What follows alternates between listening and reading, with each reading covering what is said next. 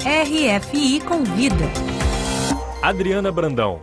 O escritor carioca Marco Guimarães, professor de medicina aposentado da Universidade Federal Rural do Rio de Janeiro, divide a vida entre a cidade maravilhosa e a capital francesa há 10 anos. Ele começou a escrever crônicas em 1997 e tem 4 romances publicados no Brasil, 3 deles ambientados em Paris. Seu primeiro livro, Um Escritor e Seu Fantasma, em Paris, de 2007, Meu Pseudônimo e Eu, de 2012, publicado pela Octavo, e O Estranho Espelho do Cartier Latin, de 2016, pela Atlântica. Olá, Marco Guimarães, obrigada por sua presença aqui nos estúdios da RFI.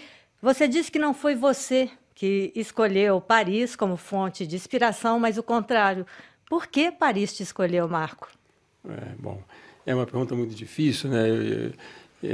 Eu tenho dito, eu acho que já falei para você que nós, né, que nós autores não somos uma fonte inesgotável dos significados que estão dentro de uma obra, ou seja, não há uma intencionalidade nossa para poder escrever aquilo que escrevemos, né? Isso o Eco afirmou bastante num discurso que fez na Universidade de Buffalo.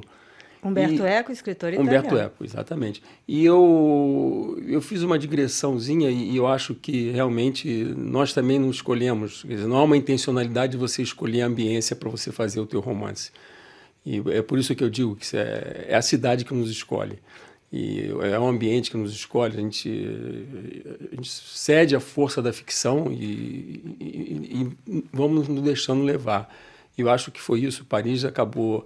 E depois Paris, cada pedrinha de Paris parece que respira literatura, não é? Ainda que as coisas tenham mudado um pouco, mas aquela história do século XIX, século XX, dos grandes escritores, ainda persiste. Eu acho que isso talvez tenha alguma relação.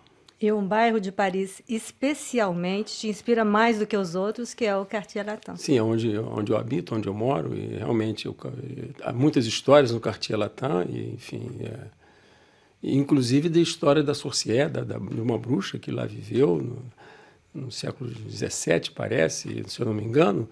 E, bom, talvez seja por isso que meus livros estão muito ambientados também dentro do realismo fantástico, não é?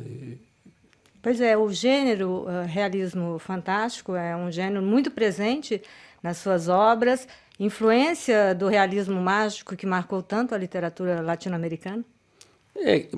Marcou a literatura latino-americana, mas há uma certa confusão dentro dessa história, porque, na verdade, o realismo fantástico não é uma marca da literatura brasileira e latino-americana, não é? Porque eu acho que, pela influência do romantismo, ele colocou um pouco em segundo plano essa literatura do realismo fantástico. E se nós formos seguir a definição que Todorov dá para realismo fantástico, na verdade, o realismo fantástico do Brasil foi uma adaptação sofrida dentro desse processo. Quer dizer, não há... Mas eu acredito que não tenha sido influência deles, dessa literatura, não. Um outro gênero presente também nas suas histórias é o gênero policial. Eu diria que a sua literatura ela é híbrida, como a literatura pós-contemporânea atual. Eu acredito que sim. Ela tem um pouco de suspense, tem um pouco do polar, né, do suspense, do policial. Ela é uma mistura um pouco, é uma multiplicidade de gêneros, talvez, dentro dessa história. Não é? É um pouco romântica também, talvez pela própria influência que vem desde o século XIX na literatura brasileira, e que começou com José de Alencar, na verdade, não é? E que influenciou muitos movimentos literários a posteriori, não é? Talvez. E, Marco, o seu primeiro livro, Um Escritor e Seu Fantasma, em Paris, e que foi lançado inicialmente com o título de Escritores, Fantasmas e Mortos, e que foi assinado inicialmente por um pseudônimo, tem uma história muito parecida com o filme Meia-Noite em Paris, que é posterior, o filme é posterior ao seu livro. Woody Allen te plagiou? Eu acho que, lógico. Não.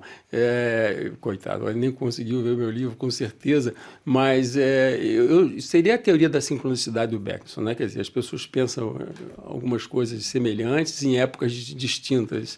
Eu acho que foi isso que aconteceu. Eu já nem acho muito que, embora os leitores tenham me escrito vários e-mails, você plagiou o filme do Woody Allen. Não, eu não vi, eu escrevi o livro antes, não é? Mas há alguma coisa parecida, mas não é assim tão...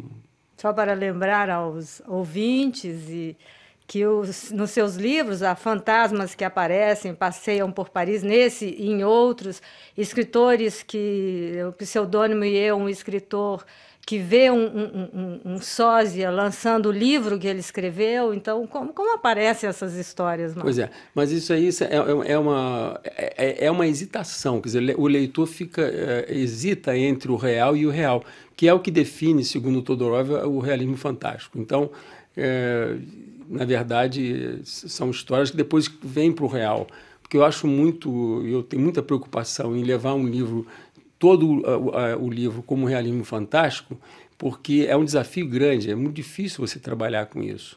Então, normalmente, eu volto sempre à realidade. Quer dizer, eu começo com o realismo fantástico, mas eu volto à realidade no final do livro.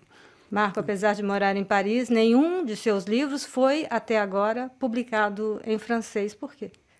Olha, eu já fui publicado na Croácia, na África. Eu acredito que as casas de edição, as editoras aqui querem mais autores brasileiros que falem sobre o Brasil. Não é?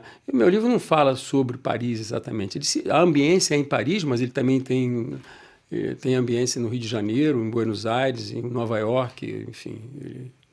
Paris, Rio de Janeiro. Qual a cidade? Por qual dessas cidades o coração bate mais forte? É uma pergunta... Bom, a gente tem laço, eu tenho laço emocional com o Rio de Janeiro, nasci lá, obviamente, e estou muito preso ao Rio de Janeiro, mas eu tenho que reconhecer que, bom, aqui me faz esquecer um pouco os problemas de lá, não é? E eu acho que a Clarice Lispector disse uma coisa que eu gosto muito, porque ela diz que quando você escreve, você salva a alma perdida, salva o dia que você vive que nunca entende, não é? E eu acho que aqui em Paris talvez eu esteja salvando esse dia que eu nunca entendo, porque o que mais se vê no Brasil hoje são dias que a gente vive que não entende, não é mesmo? E de maneira que eu acho que eu consigo aqui um pouco salvar essa história junto com a literatura. Muito obrigada, Marco Guimarães, que participou do RFI Convida de hoje, esperando então que a gente possa entender esses dias que vivemos aqui de Paris, do Brasil. Muito obrigado.